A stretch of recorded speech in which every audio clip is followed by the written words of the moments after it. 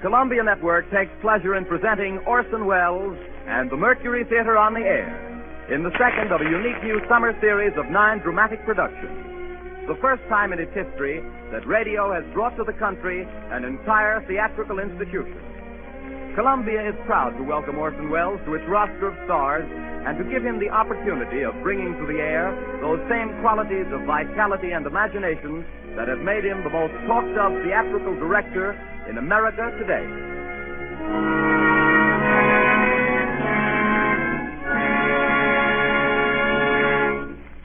Good evening. This is Orson Welles speaking.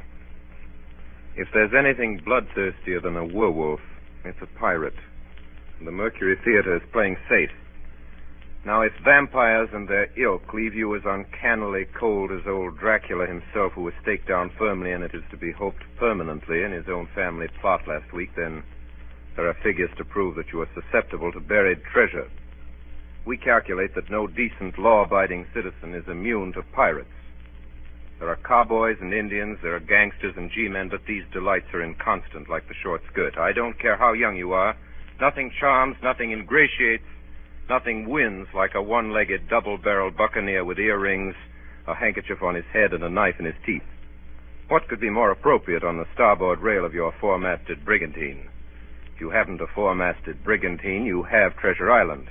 It's in your library because it's a great English classic, and this evening, because it's a great story, it's on your radio. That's what I mean by playing safe. Once there was a small boy who asked his stepfather, who had written a number of books, please, to write something interesting. The stepfather, seeing his point, immediately contributed a serial to something repugnant called Young Folks, a periodical circulated among that section of the English nation known as Tiny Tots, who were very prevalent in the 80s. The name of the serial was The Sea Cook by Captain George North, and if the Tiny Tots didn't think it was interesting, they should have been boiled in oil. The story was begun, the stepfather says, on a chill September morning by the cheek of a brisk fire and the rain drumming on the window. The small boy himself helped a lot, even though Captain North got the credit, and so did a third and equally incurable small boy, the author's father. They drew a map first, the chart of an island showing very queer and wonderful attractions, Spyglass Shoulder, for instance, and Skeleton Island, and the North Cache with the bar silver, and then, on that chill September morning by that brisk fire of theirs, the three plotters buried their plunder, doubloons and louis d'or, gold and silver and rich jewels and pieces of 8. That's why the story was finally called Treasure Island. It's foolish to guess who's tuned in on this broadcast, but if in some way, while we were retelling this story, hoped devoutly that he, who the Samoans laid to rest in the hills of their own faraway Treasure Island and who is still known out there only as the great teller of tales, would not wish tonight as he did so unaccountably at first to suppress the real name of Captain George North. The small boy, of course, should have been decorated. It's a better world because he asked for something interesting. But then he was lucky. There are millions and millions of small boys. But only one of us had Robert Louis Stevenson for a stepfather.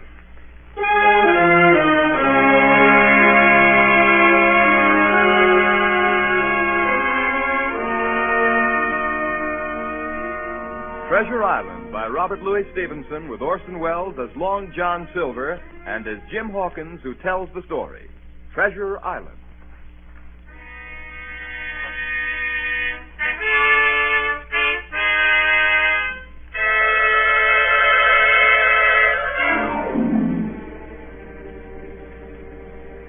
Squire Trelawney, Dr. Livesey, and the rest of the gentlemen having asked me to write down the whole particulars about Treasure Island from the beginning to the end, keeping nothing back but the bearings of the island, and that only because there is treasure not yet lifted, I take up my pen in the year of grace 1783 and go back to that time 19 years ago when my father kept the Admiral Benbow Inn and the brown old seaman with a saber cut first took up his lodging under our roof. I was 14, but I remember him as if it were yesterday. 15 men on a dead man's kill.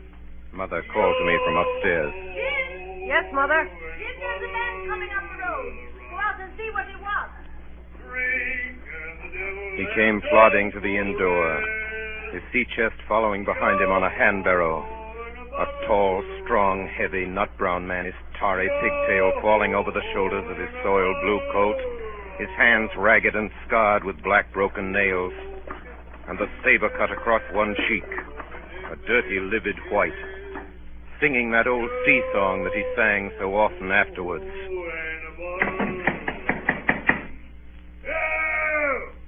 Open up in there. Now then, boy. Yes, sir. What do you call this place? The Admiral Benbow Inn, sir. Admiral Benbow, eh? Nice, lonely-looking, pleasant-situated grog shop. Folks don't come here much, do they, boy? Not much company? No, sir. More's pity. No? Well, then it's the berth for me. I'm a plain man, rum and bacon, eggs, all I want, and that head up there for to watch ships off. Never mind to stay here a bit. Here, you matey. You with the wheelbarrow. Bring up alongside. Help up my chest. You two boys, heavy. Yes, sir. Call me Captain, boy. Captain. Yes, Captain. Just one thing more. Yes, Captain? You ain't seen him, have you? No, sir. Who do you mean? Along the road, maybe. You might have seen him somewheres you can't tell. Let me know if you do, boy. A seafaring man. Yes, sir. With one leg. Yes, sir. Captain! Yes, Captain. Bring me a noggin of rum, boy.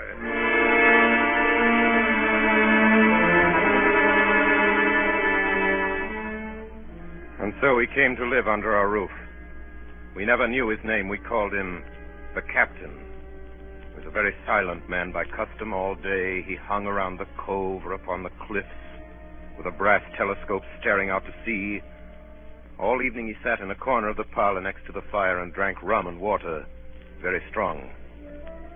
And every day when he came back from his stroll, he would ask the same question. Jim? Yes, Captain?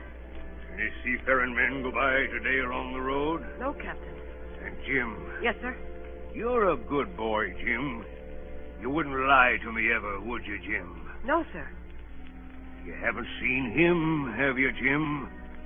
Jim, there's a silver fourpenny for you on the first of every month if you'll keep your weather eye open for a seafaring man with one leg. Let me know the moment you see him, won't you, Jim? A seafaring man with one leg. How that personage haunted my dreams. On stormy nights when the wind shook the four corners of the house and the surf roared along the cove and up the cliffs, I could see him in 1,000 forms. Now the leg would be cut off at the knee, now at the hip. Now he was a monstrous kind of a creature who had never had but one leg, and that in the middle of his body.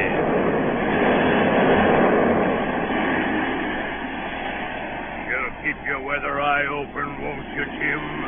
For a seafaring man with one leg. A seafaring man with one leg. Months went by. The captain bade fair to ruin us. We kept on staying week after week, month after month. And never a penny of money, Jim. Not a penny has he paid us since the day he came here. And me, a poor widow woman. Mother, why don't you ask him for some? Well, I'll tell you the truth, Jim. I'm afraid to ask him. I'm afraid of the man. Now, if your father was... In all that time, none of us ever saw him open the great sea chest that was in his room. There were nights when he took a deal more rum and water than his head could carry. Often I heard the house shaking and all the neighbors joining in for dear life. Drink and the devil has done. Quiet, amidships! Quiet! He would force them all to listen to his stories. Dreadful stories they were, about hanging and walking the plank and storms at sea and the dry Tortugas and wild deeds in places on the Spanish Main. By his own account, he must have lived his life among some of the wickedest men that God ever allowed upon the sea.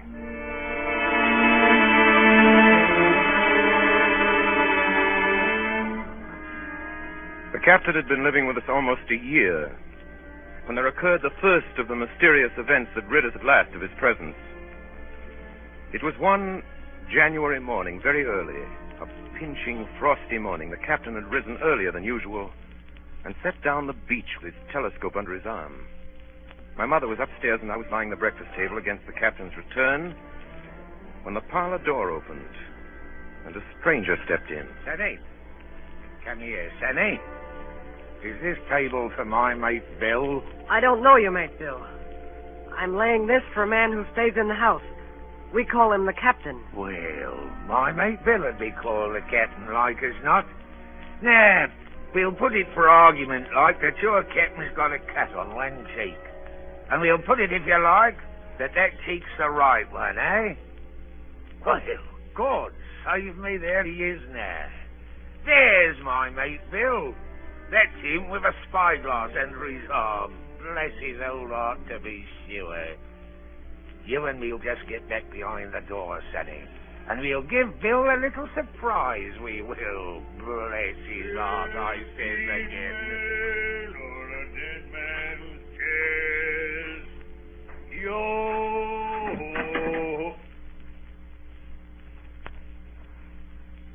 Hello, Bill. Come, Bill. You knows me. You knows an old shipmate, Bill, surely. Black dog as ever was. Bill, we've seen a sight of times, us two. So you run me down. Here I am. We'll speak up. What is it?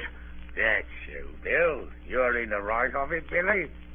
I'll have a glass of rum from this dear child here, what I've took such a liking to. And we'll sit down, if you please, and talk square like old shipmates. Sit down, Bill. And you, Sonny, get out. Yes, sir. And none of your keels on me, do you hear? For a while, I could hear nothing but a low gabbing. Suddenly, the voices began to grow higher. No. And an end on it. If it comes to swinging, swing all. Say aye!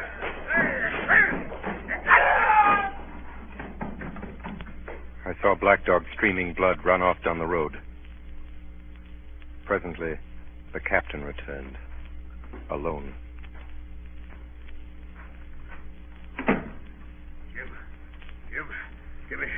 give me some rum. Captain, are you hurt? I must get away from here. Get away, that's what. I must get away from here. What's happened, Jim? What's happened? It's the captain, Mother. The captain? Oh, dearie me, what a disgrace. I've been afraid of something like this ever since he came into the house with that old chest of his. I got the rum and tried to put it down his throat, but his teeth were tightly shut and his jaws were as strong as iron. An hour later, our friend Dr. Livesey came. Doctor, what shall we do? Where is he wounded, Doctor? Wounded? A fiddlestick's end. No more wounded than you or I. The man's had a stroke. Where's Black Dog? Black Dog? There is no black dog except what you have on your own back. You've been drinking rum, man, and you've had a stroke. Now, listen to me. One glass of rum a day won't kill you. But if you take one, you'll take another and another, and then you'll die. Die and go to your own place like the man in the Bible, and the world will be rid of a very dirty scoundrel. Do you understand that? The name of rum for you is death.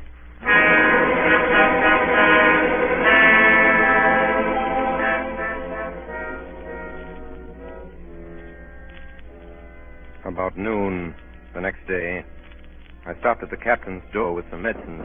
Who is it? It's me, Jim. Come in, Jim. Come in. He was lying very much as we had left him. Jim, you're the only one here that's worth anything. You know I always been good to you. Never a month but I've given you a silver fourpenny for yourself. Now you see me, I'm pretty low and deserted by all. Jim, you'll bring me a noggin of rum, won't you, matey? But the doctor... Doctors is all swabs! Don't have a drain of rum, Jim. I'll have the horrors. I've seen some of them already. I've seen old Flint in the corner there behind you, as plain as print. I've seen him. Jim, I'll give you a golden guinea for a noggin. When I brought it to him, he seized it greedily and drank it out. That's some better, sure enough. Now, matey, did that doctor say how long I was to lie here in this old berth? Why, a week at least. Thunder, a week! I can't do that. They'll have the black spot on me by then. The lovers is going about getting the wind of me this blessed moment. Lovers couldn't keep what they got. and what a nail, what's another's? It's in my old sea chest, Jim. The thing they're after. They'll tip me the black spot, I know it. I was first mate, I was. Old Flint's first mate. And I'm the only one as knows the place he buried it. He gave it me at Savannah when he lay a-dying. What's the black spot, Captain? A summons from old Flint's crew. A summons. And them as gets it, Jim, is lucky when they're dead.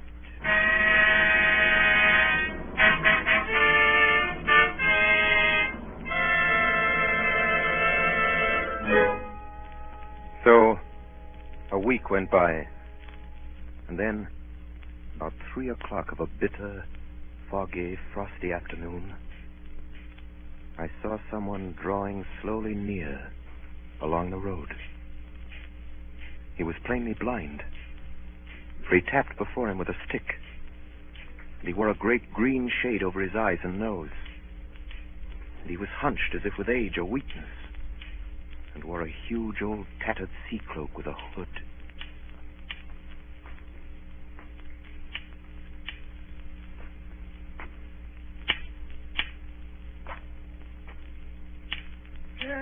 Christian friends, take pity on a poor blind mariner as has lost the precious sight of his eyes in the gracious defense of his native country, England, and God bless King George, where or in what part of his country he may now be.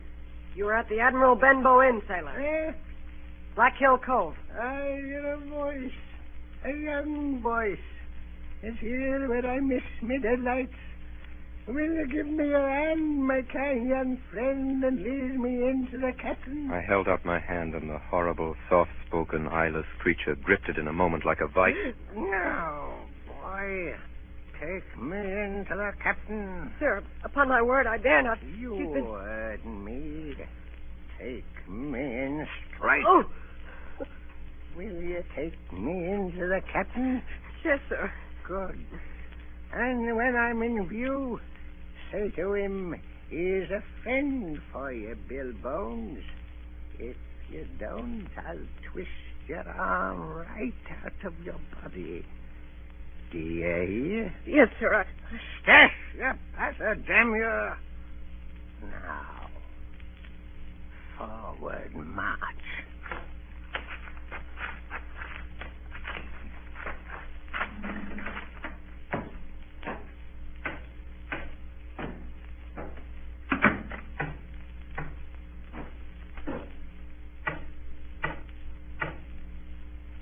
Here's a friend for you, Bill Bones. Now, Bill, sit where you are. Business is business.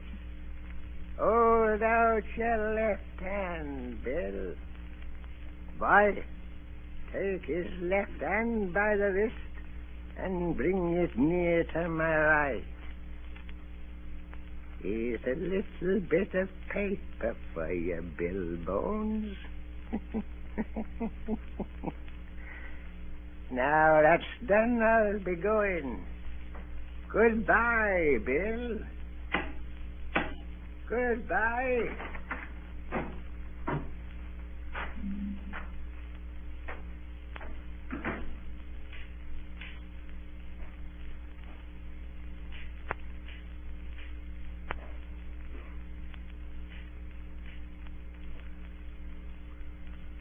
Jim? Yes, Captain? What time is it, Jim? 10 o'clock. 10 o'clock. 10 o'clock, 6 hours. We'll gather 'em yet, Pew and Black Dog and Long John Silver. The whole crew of 'em will. Captain. Captain. Captain! Captain! The captain was dead. And there we were, my mother and I, a woman and a boy of 14, alone at night in the house with the dead captain's body on the parlor floor. This money he does. A whole year, never a penny from him. And me, a poor widow. But, Mother, if Black Dog comes back or the blind man... Black Dog, fiddlesticks. There's something in that old chest of his upstairs that's rightfully mine. And we'll have that chest open if we die for it. Mother. Close the blinds, Jim. We don't want anybody watching us from the outside. We have to get the key off him. Look, Mother. Look. On the floor, close to the dead man's hand, there was a little round of paper, blackened on one side. The black spot. I took it up and found... You have till 10 tonight. 4 hours. Now, Jim, find that key. I felt in his pockets one after another. Perhaps it's round his neck. Get open his shirt. There, sure enough, hanging on a bit of tarry string, we found the key. Then my mother got a candle in the bar, and holding each other's hands, we went upstairs to his room. Give me the key, Jim. Now then. Oh, nothing in here. Not a thing of value, not a penny. Mother, look. There, before us, lay the last things in the chest, a bundle tied up in oilcloth looking like papers, and a canvas bag that gave forth at a touch the jingle of gold. You see, Jim, I knew we'd find it. But I'll show these rogues that I'm an honest woman. I'll have me doing not a farthing over. Here, Jim, hold this bag. The coins were of all countries and sizes, doubloons and louis d'or, and guineas and pieces of 8. Mother. What is it, Jim? Mother, listen.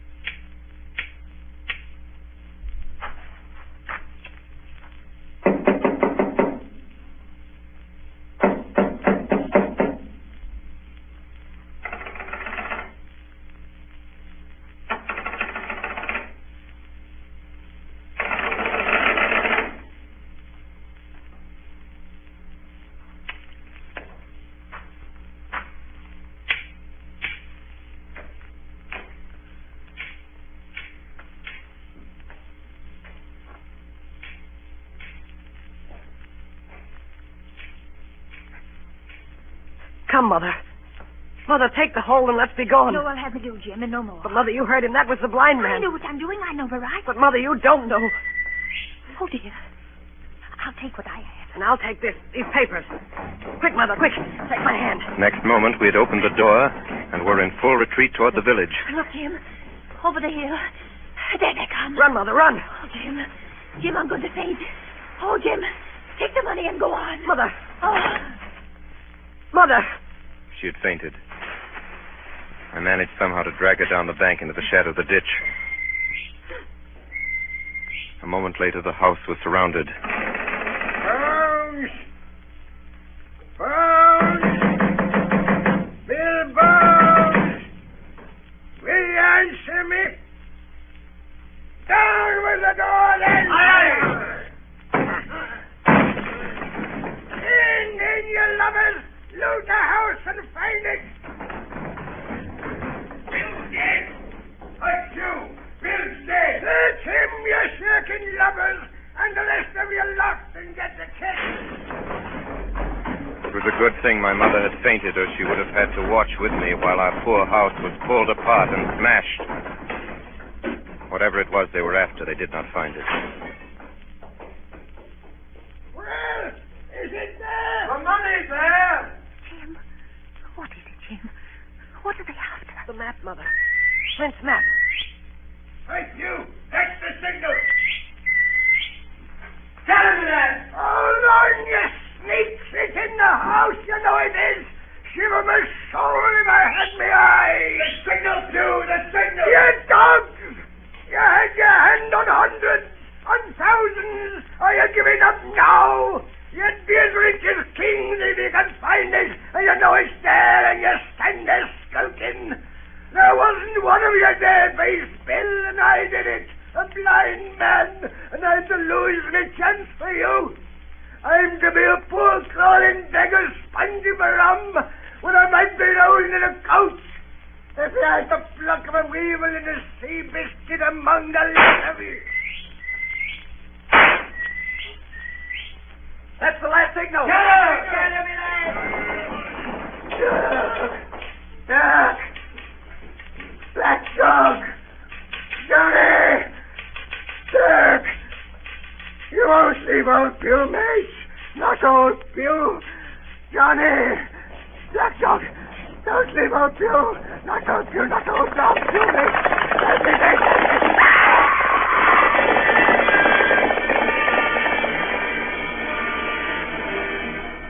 When they picked him up where he lay on the road on his side, Pugh was stone dead. The horsemen, as it turned out, were revenue officers with some news of a strange lugger in Kit's Hole, and they set forth that night in our direction. They took my mother to a neighbor's house. Well, Hawkins, they got the money, you say? Well, what in fortune were they after? More money, I suppose. No, Sergeant. Not money, I think. In fact, sir, I believe I have the thing in my breast pocket. And to tell you the truth, I should like to put it in safety. To be sure, boy, quite right. I'll take it. I thought perhaps Dr. Livesey... Yes, Dr. Livesey. Perfectly right, perfectly right. A gentleman and a magistrate. Doctor! Yes, sir. You have a good horse. Take this slide up behind you. Yes, sir.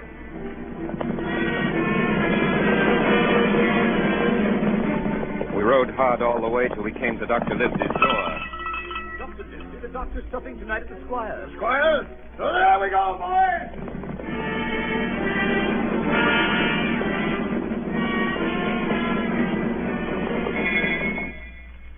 We'd arrived at the Squire's. He rose to meet us very stately and condescending. Come in, gentlemen. Good evening, Squire. Good evening, Dr. Livesey. Good evening to you, friend Jim. What good wind brings you here? Then the officer stood up straight and stiff and told his story. Sergeant, you're a very noble fellow. This lad Hawkins is a trampiper thief. Hawkins, ring that bell. Sergeant must have the mail. And so, Jim, you have the thing that they were after, have you? Here it is, sir. You've heard of this Captain Flint, I suppose, Squire? Heard of him? Heard of him, you say? He was the bloodthirstiest buccaneer that sailed. Blackbeard was a child to Flint. The Spaniards were so prodigiously afraid of him that I tell you, sir, I was sometimes proud he was an Englishman. Important to me is, had he money? Money!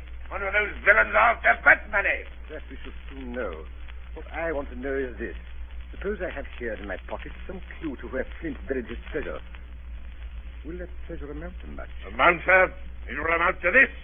If we have the clue you talk about, I fit out a ship in Bristol Dock and take you and Hawkins here along, and I'll have that treasure if I search a year, sir. Very well. Now, if Jim is agreeable, we'll open the packet. A map of an island with latitude and longitude and writing. Tall tree, spyglass shoulder, bearing a point to the north of northeast. Skeleton Island, southeast by east, 10 feet. The bar silver is in the north cap. Dave, you'll give up this racket practice at once. Tomorrow, I start for Bristol. In 3 weeks' time, 3 weeks, 2 weeks, 10 days, we'll have the best ship, sir, and the choicest crew in England. Hawkins shall come as cabin boy. You Livesey as ship's doctor. I am admiral. I'll go with you, Squire. So will Jim. And be a credit to the undertaking. There's only one man I'm afraid of. Who's that? Name the dog, sir. You, sir. For you cannot hold your tongue.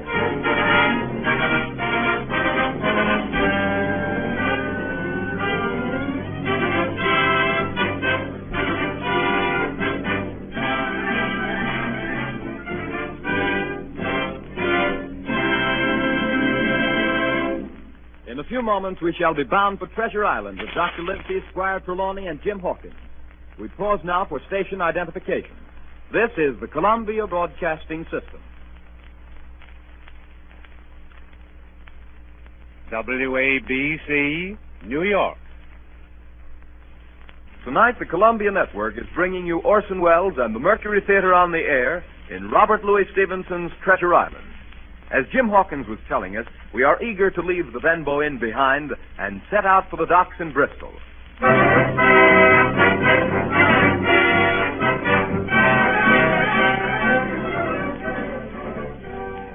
It was longer than the Squire imagined ere we were ready for the sea. Weeks passed on. Then, one fine day, there came a letter from the Squire. From Bristol. Here, Livesey. The ship is moored and fitted. Lies at anchor ready for sea. It was the crew that delayed me, till the most remarkable stroke of fortune brought me the very man that I required. I was standing on the dock, when by the merest accident I fell in talk with him. He had hobbled down there that morning with a parrot on his shoulder to get a smell of salt, he said. Out of pure pity, I engaged him on the spot to be ship's cook. Long John Silver, he is called, and has lost an egg. Well, sir, I thought I'd only found the cook, but it was a crew I'd discovered. Between Silver and myself, we got together in a few days a company of the toughest old sorts imaginable. I declare we could fight the frigate. Seaman ho! Hang the treasure! It's the glory of the sea that has turned my head.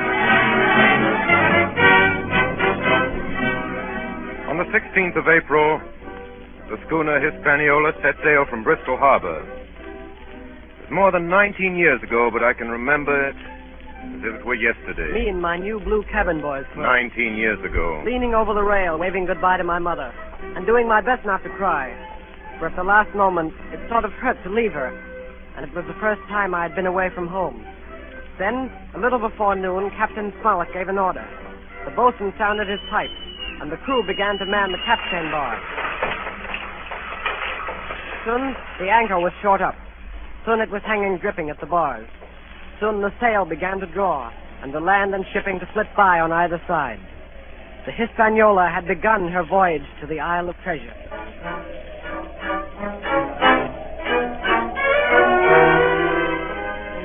On the second day out, I made the acquaintance of our one-legged ship's cook, Long John Silver. Hey there, boy. Come in. Come on into Long John's galley. To tell you the truth, at the very first mention of Long John Silver in the squire's letter, I had taken a fear in my mind that this might be the very one-legged sailor that I had watched for all those months at the Benbow Inn. But one look at him was enough. I had seen Captain Bones and Black Dog and Blind Pew, and I knew what a buccaneer looked like. Very different from this clean and pleasant-looking sea cook. His left leg was cut off close to the hip, and under the left shoulder he carried a crutch, which he managed wonderfully, hopping about on it like a bird. Pieces of eight! Pieces of eight! Pieces of eight! Are you Mr. Silver, sir? Yes, me lad, such is my name to be sure. And you're Hawkins, eh? Nobody more welcome than yourself, me lad, in old John's galley. Sit down, hear the news. Your first trip to see Hawkins? Yes, sir. Well. Well, there's a lot of things you're going to learn before this your voyage is over. What do you think, Hawkins? And if there's anything you want to know, Hawkins, you just come to old John Silver and ask him, see? He'll tell you. His galley was as clean as a new pin. The dishes hanging up burnished, and his parrot in a cage in one corner. Yes, Captain Flint. I call my parrot Captain Flint. Yeah, the parrot, that's the famous buccaneer. Yes, Captain Flint, predicting success to our voyage. Wasn't you, Captain? Pieces of eight! Yeah, she's a powerful old bird, is Captain Flint. 200 years old if she's a day, and if anybody's seen more wickedness, it must be the devil himself. She sailed with England, the great Captain England, the pirate, on the old Walrus. It's Flint's old ship. But I've seen her muck with the red blood and fit to sink with gold. She's been at Madagascar and at Malabar and Suriname and Providence and Portobello. To look at her, you'd think she was a baby, Hawkins, but you smell powder, haven't you, Captain? Stand by to go back. And blood, eh, Captain? Order midship. Animal hands. And pieces of eight, eh, Captain? Pieces of eight. Pieces of eight. Pieces of eight. Pieces of eight. Pieces of eight. At the end of the third week, we left Madeira behind us. The ship proved to be a good ship. The crew seemed to be capable seamen. There was only one man aboard who was not satisfied, and that was the ship's master, Captain Smollett. I'll speak plain. I don't like it. I don't like this cruise. I don't like the men. I don't like me officers. That's short and sweet. But nobody paid much attention to him. Every man on board seemed well content. Double grog was served on the least excuse. There was duff on odd days, and always a barrel of apples standing broached in the waist, for anyone to help himself that had a fancy. Never knew good come of it yet. Spoil folks' lands, make devils. That's my belief. We're not home again yet. But good did come of that apple barrel. It was about the last day of our outward voyage. Sometime that night, or at latest before noon of the morrow, we should sight the Treasure Island. Just after sundown, when all my work was over, I thought I should like an apple. I ran on deck. The watch was all forward, looking out for the island. I got into the apple barrel. Suddenly, I heard voices on deck. Look here, Barbecue. How long are we going to stand off and on like a blessed bumboat? Why, thunder, I want to go into that cabin, I do. I want their pickles and wine and their... How long? By the powers, the last moment I can manage, and that's how long.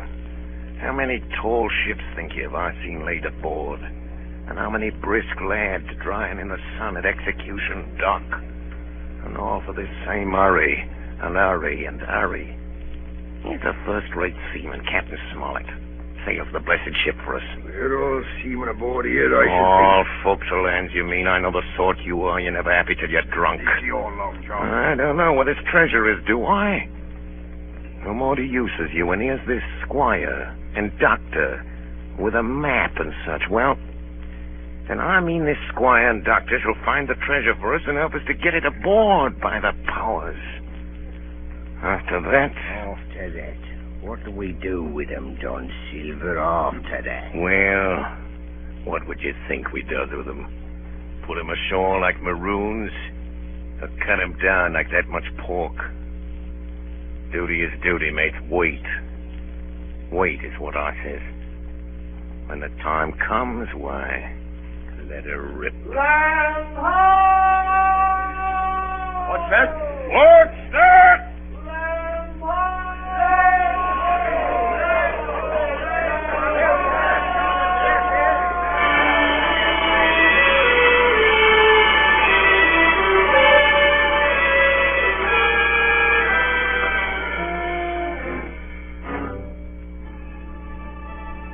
Away to the southwest of us, we saw it. Treasure Island. 10 minutes later, we were gathered in the cabin. The squire, Dr. Livesey, the captain, and myself. Now, Hawkins, you have something to say. Speak up. I did as I was bid. I told them the whole story of Silver's conversation. When that was done, all three, one after another, and each with a bow, drank my good health. Then the squire rose. Captain Smollett, you were right and I was wrong. I own myself an ass. I await your orders, sir. Silver is a remarkable man. Here's the way I see it. We must go on because we can't turn back. And what I propose is that we don't wait for them to surprise us, but that we come to blows at our own time and when they least expect it. There must be some faithful hands left. Well, we must find out who they are. Jim Shear can help us more than anyone. The men are not shy with him, and Jim is a noticing lad. Hawkins, I put prodigious faith in you.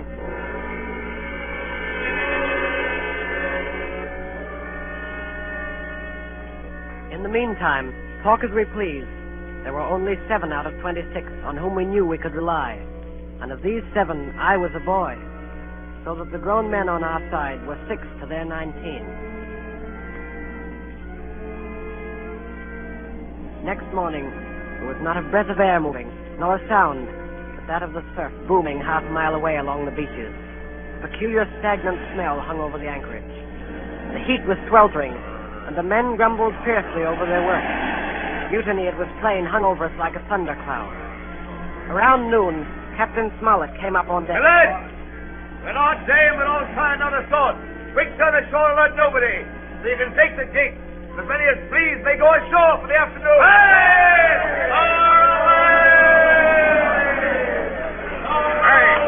wait a bit, man. What's the hurry? John Silver suspected a trick. Wait a bit, man. He hopped around the deck on his one leg. Man, what's the hurry? Wait a bit, will you, man? Soon the party was organized. 6 fellows were to stay on board, and 13, including Silver, began to embark. Suddenly, I had a mad notion to go ashore, too. In a jiffy, I had slipped over the side and curled up in the foresheets of the nearest boat. No one took notice of me. The crews raced for the beach. No sooner had we touched shore than I leaped out and plunged into the nearest thicket. Behind me, I could hear John Silver's voice. Hey, Jim! Jim, my boy! Hey, Jim! Jim! Jim! Jim! John Silver was quick at his work. 2 faithful members of the crew were murdered on the island that afternoon. Only an hour after we landed.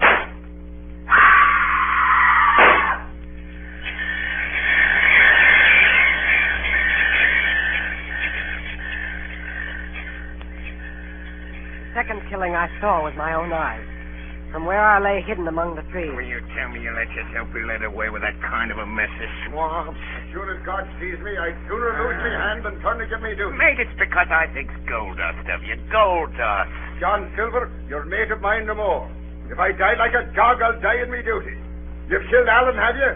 Kill me too if you can. But I defy you. He started to walk away. Try this, then. Long John whipped the crutch out of his armpit and sent it hurtling through the air. It struck him in the back and killed him. Then Silver brought out a whistle.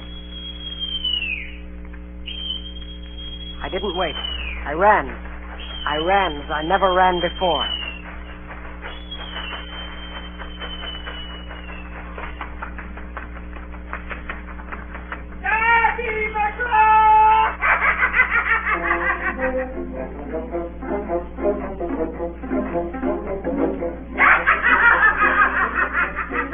I looked up the side of a hill.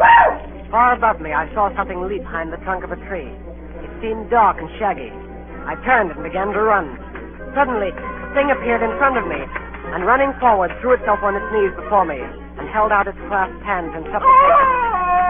Who are you? I'm poor Ben Gunn, I am. I haven't smoked with Christian these 3 years. 3 years? Were you shipwrecked? No, mate, marooned. 3 years. Lived on goats since then, and berries and oysters. Made my heart as sore for Christian diet. You mightn't happen to have a piece of cheese about you now? No? Well, many's a night I've dreamed of cheese, toasted mostly, and woke up again, and here I was. What'd you call yourself, mate? Jim. Jim? Jim. Yeah. Well, now, Jim, you wouldn't think I was rich to look at me, would you now? I know not in particular. Oh, well, but I am, Jim. I'm rich, powerful rich. Oh, Jim, you'll bless your stars, you will. You was the first that found me. Suddenly his eye fell on the Hispaniola lying far below us. Between it and the land was the jolly boat, with 5 men moving toward shore. But I could not tell if they were our men or the mutineers. Jim, tell me true. That ain't Flint's ship. It's not Flint's ship, and Flint is dead. There are some of Flint's hands aboard, worse luck for the rest of us. Not a man with one leg. Silver? Whoa! If you were sent for Long John... Oh! I'm as good as pork, I know it.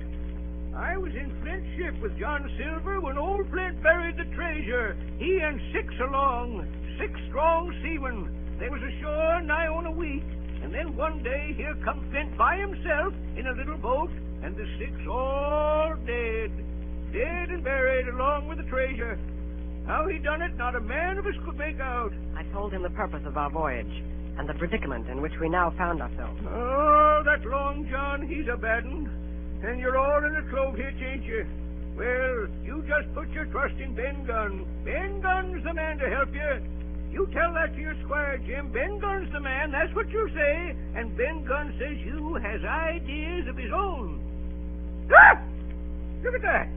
Far below us, we saw a Union Jack fluttering in the air above the woods. There's your friend, sure enough. More likely it's mutineers. No, mate, Silver Fly, the Jolly Roger. That's your friend, sure enough, ashore in the old stockade made years and years ago by Flint. Whoa! What's that? That's the ship's cannon. They're shooting at the stockade. Come on. Wait a minute, Jim. Wait. Ben Gunn is spy. Rum wouldn't bring me down there. But remember, Jim, Ben Gunn's the man to help you. And when Ben Gunn is wanted, you knows where to find him. Just where you found him today. He started to run towards the flag. Hey, Jim! Jim! Yes, sir? Yeah, you won't forget that piece of cheese, will you, mate?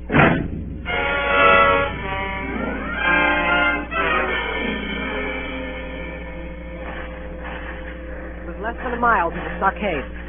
It was heavy running through the woods. The shooting was getting louder. Suddenly before me, I saw a clearing. The smoke of muskets fired nearby. Hey there! Go, sir! Hey! Don't shoot, it's me! Who's this? Me! Jim Hawkins! It's Jim! A moment later, I was over the stockade among my friends. And soon afterwards, the firing ceased. The mutineers were saving their powder. The stockade was a good place, with a paling 6 feet high all around it. We could have held it against the regiment. And here Captain Smollett decided to stay and await our enemy's next move. I told Dr. Livesey and the squire about Ben Gunn. Hey! Flag a truce! Flag a truce! Who's that? It's Silver. Keep indoors, men. 10 to 1, this is a trick. Who goes? Stand or we fire. Flag a truce! Doctors, watch on the lookout. Dr. Livesey, take the north side, if you please. Jim, the east. Gray, west. The watch below, all hands to load muskets. Lively men, and careful. What do you want with your flag of truce? Captain Silver, sir! Come to my terms! Captain Silver? Why, you black-hearted scoundrel! Silence, sir! Silence. If you wish to talk to me, you can come, and that's all. If there's any treachery, it'll be on your side, and the Lord help you. That's enough, Captain. A word from you's enough. I know a gentleman, and you may lay to that. You'd better sit down. You ain't a-gonna let me inside, Captain? It's a main cold morning, to be sure, sir, to sit outside upon the sand. Oh, there's Jim, the top of the morning to you, Jim. Well, there you're all together like a happy family in a manner of speaking. If you've anything to say, my man, better say it. Right you were, Captain Smollett. Duty is duty, to be sure. Well, here it is. We want that treasure. We'll have it. That's our point. You just soon save your lives, I reckon, and that's yours. You have a chart, haven't you? That's as may be. Oh, well, you have. I know that. What I mean is, we want your chart. You give us the chart to get the treasure by, and I'll give you my affidavit upon my word of honor to clap you somewhere safe ashore. Is that all you have to say? Every last word, by thunder. Refuse that, and you've seen the last of me but musket balls. Very good. Now you lay me. If you'll come up one by one, unarmed, I'll engage to clap you all in irons and take you home to a fair trial in England. If you won't, as my name's Alexander Smollett, I've flown Miss Sovereign's colours, and I'll see you all to Davy Jones. You can't find the treasure. You can't sail the ship. And you can't fight us. I stand here and tell you so. And at the last good word you'll get from me. Now, out, me lad. Laugh! Laugh, by thunder, laugh. For an hour's out, you'll laugh on the other side. And then the die will be the lucky ones.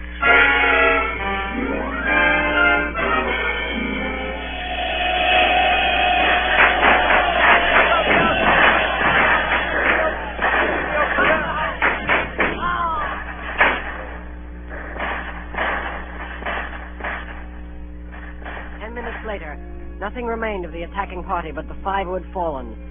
4 on the inside and 1 on the outside of the palisade. The mutineers did not come back that night. They had got their rations, as the captain put it. The next day was stifling hot. After dinner, Dr. Livesey sent for me. Jim, was it cheese you said Ben Gunn had a fancy for? Yes, sir, cheese. Well, Jim, just see the good that comes of being dainty in your food. You've seen my snuff box, haven't you? And you never saw me take snuff. The reason being that in my snuff box I carry a piece of Parmesan cheese. A cheese made in Italy, very nutritious. Well, that's for Ben Gunn. Oh, goodbye, my lad. Then he took up his hat and pistols, girt on his cutlass, put the chart in his pocket, and set off briskly through the trees. That afternoon, the blockhouse being stifling hot, and the little patch of sand inside the palisade ablaze with midday sun, and so much blood about me, and so many poor dead bodies lying around, a new idea came into my head. This was to swim out under cover of the night, cut the Hispaniola adrift, and let her go ashore where she fancied. The mutineers, after their repulse of the morning, had nothing nearer their hearts than to up anchor and away to sea. This, I thought, would be a fine thing to prevent. It was evening when I reached the east coast of the island. I could see the Hispaniola lying at anchor offshore. And there was the Jolly Roger, the black flag of piracy, flying from her peak. As the last rays of daylight dwindled and disappeared, absolute darkness settled down on Treasure Island.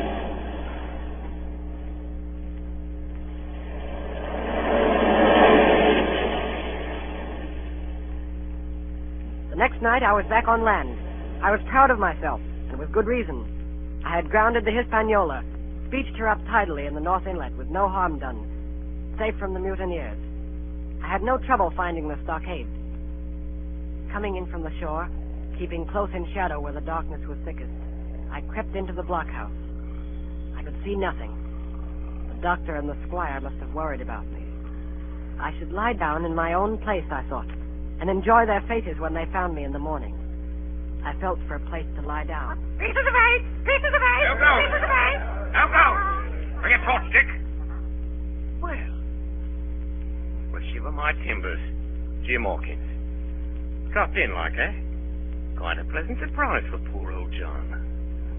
I've always liked you, I have, Jim, for a lad of spirit. I picked him my own self when I was young and handsome. Always wanted you to join my camp and take your share and die a gentleman. And now, my cock, you've got to. You can't go back to your own lot. Where are they? Now, where do you think, my son? Have you killed them? What do you think? Well, I am not such a fool, but I know pretty well what I have to look for. But there's a thing or two I have to tell you. And the first is this. Here you are in a bad way. Ship lost, treasure lost, men lost. And if you want to know who did it, it was I. I was in the apple barrel the night we sighted land. And I heard you, John, and you, Dick Johnson, and Hans, who is now at the bottom of the sea, and told every word you said before the hour was out. And as for the schooner, it was I who cut her cable. And it was I who brought her where you'll never see her more, not one of you. I no more fear you than I fear a fly. I'll put one to that and here go, you sneaking son of a skunk. So would I. Come on, sir. Who are you, Tom Morgan? Maybe you thought you was captains here, perhaps. Only that I killed the boy. Did any of you gentlemen want to have it out with me? Him that wants it shall get it. You won't fight him by thunder, you'll obey. You may lay to it. I like that boy now. Never seen a better boy than that. He's more a man than any para-ratty in this here house. What I say is this, let me see him that'll lay a hand on him, that's what I say. And you may lay to it. Seem to have a lot to say. Pipe up and let me hear it, or lay to. John. What? We got something for you, Jordan. Step up, I won't bite you. Hand it over, lubber. The black spot. I thought so. What's on it? Deposed. Deposed, that's it, is it? Very pretty wrote, to be sure. Like print, I swear.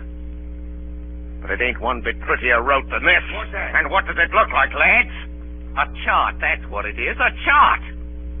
A chart of this island, old Flint's chart. Now, what do you say to that? Yes, that's Flint, sure enough. That's it. Jaya, and a clovage to it. So he done ever. Silver's the man. Silver! Silver, Captain Leg! Barbecue forever. Barbecue for Captain! John Silver, the cat.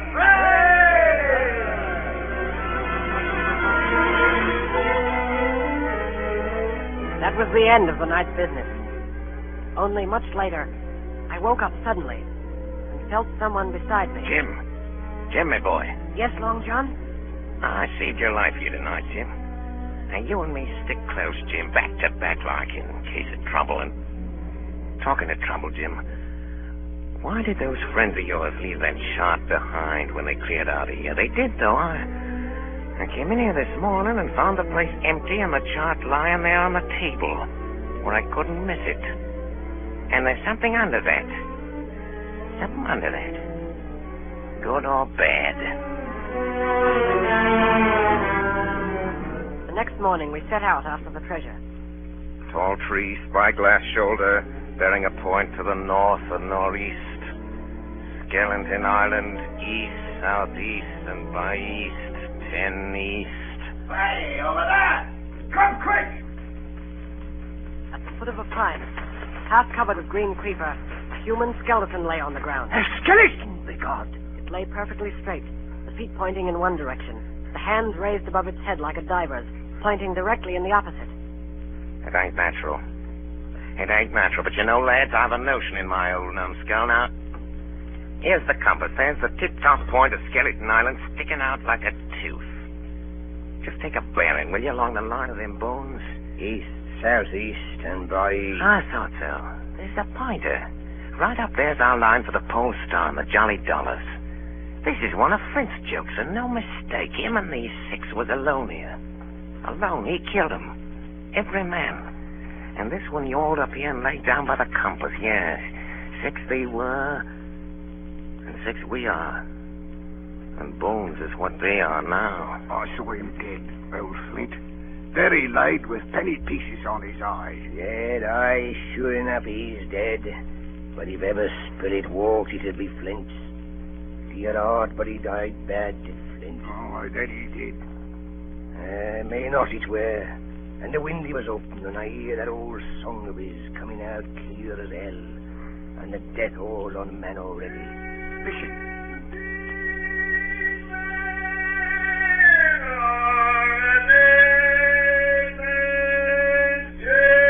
Do you hear what I hear?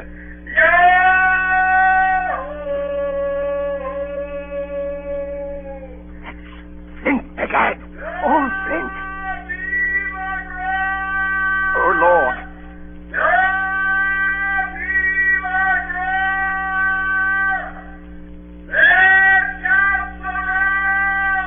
It was his last words. Old Flint's last words about board. Oh, Lord, have mercy on me. Shipmates! Shipmates! They're 750,000 pound, not a quarter of a mile from here. When did a gentleman of fortune show his stand at that much dollars for a boozy old seaman with a blue mug? And him dead, too. Belay there, John. Down to cross his spirit. Spirit? Well, maybe. You know whose voice that was? It was like a somebody else's. It was like a... By the powers! Ben Gunn! Aye? Aye. So it were. Ben Gunn it were. Why, nobody minds Ben Gunn. Dead or alive, nobody minds it.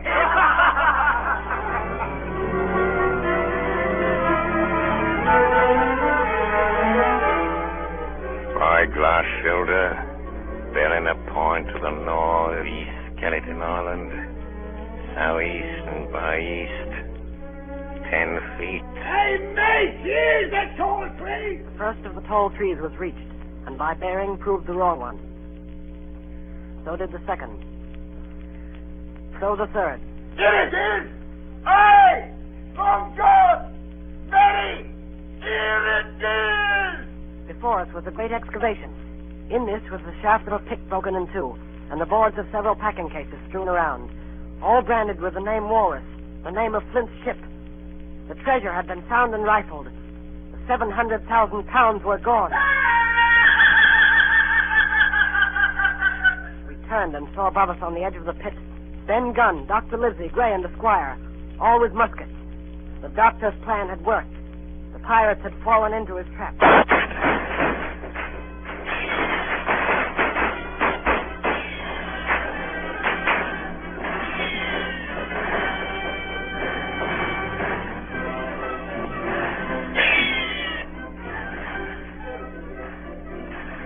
Silver, you're a prodigious villain and an impostor, sir.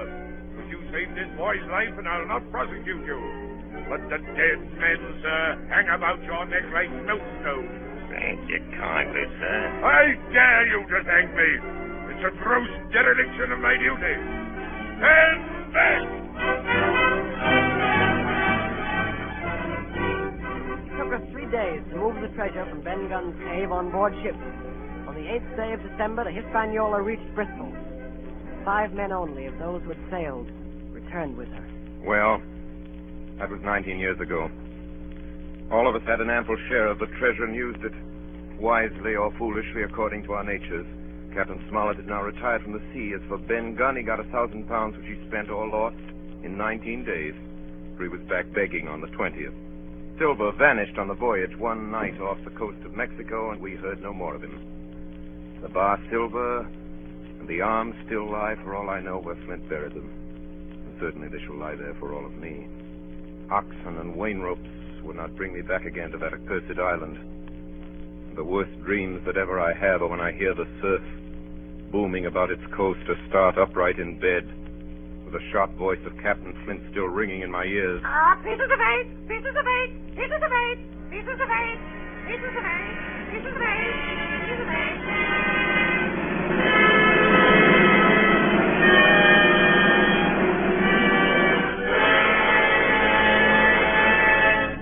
You have been listening to Treasure Island, starring Orson Welles as Long John Silver in his own radio version of Stevenson's great adventure story. This is the second in a series of 9 special broadcasts presented by the Mercury Theater. And here is Orson Welles himself, writer, director, and star of these programs, to tell you about next week's production. Orson Welles. First of all, I'd like you to meet Jim Hawkins, Jr. Our leading man is 14 years old. Last season, he made a really startling contribution to the stage history of Shakespeare's plays. This was during the course of some experiments with the Mercury Theater sprinkler system. As a consequence of what must certainly have been extensive research in that field, he caused it to rain, actually to rain, and copiously to rain, where in more than 300 years it has never rained in Julius Caesar before. It rained on Brutus. It rained all over Brutus. In the Forum, I was Brutus, and I ought to know. Now, as dramatic criticism, I found this telling and even final. There's a surprise item in the funeral scene. I can assure you that the unexpected appearance on the stage of so many gallons of real water created in us all an impression that was almost overwhelming. Our popular leading man says that he did it all with a match. I don't dare think what he'll do. He's old enough to run for president. But meanwhile, no matter what happens to the plumbing, he can always work for the Mercury. As you've probably discovered, he's something more than a very gifted performer. And as I told you, he's something less than 15. His name shall not be withheld. I refer to that fine old actor Arthur Anderson. Mr. Anderson is not new to the microphone nor the Mercury. He was prominent in Shoemaker's Holiday and in Julius Caesar as Brutus's boy Jeeves, the sleepy-eyed, silver-throated Lucius in brass buttons. He was at least unforgettable. As to our celebrated Mark Antony, George Coulouris, who has always somehow cleverly escaped Rainmaker Anderson, he played Captain Smollett tonight. Eustace Wyatt, late housebreaker of Heartbreak House, was the squire. Ray Collins is responsible for Ben Gunn, among other things. And that was Alfred Shirley as Blind Pew. Then you heard Stephen Fox and Agnes, guess what she played, Moorhead, and a Mercury roundup, William Allen and Richard Wilson inclusive. Jim Hawkins Sr. will bear no comment. Next week, we offer you the ominous and authentic click of the world's most famous knitting needles, Madame Lafarge's needles and Madame herself, Dr. Manette, Sidney Carton, and the entire French Revolution, same time, same station. It is a far, far better thing that I do than I've ever done. Charles Dickens, that is correct. That is absolutely correct. Charles Dickens' Tale of Two Cities. There is at this moment a disturbance in the sub-control room, and if it isn't a tumbrel, it's Arthur Anderson. It's a good thing the program's over. Good night, everybody. Thanks. Please write me the stories you'd like to hear, and goodbye till next week.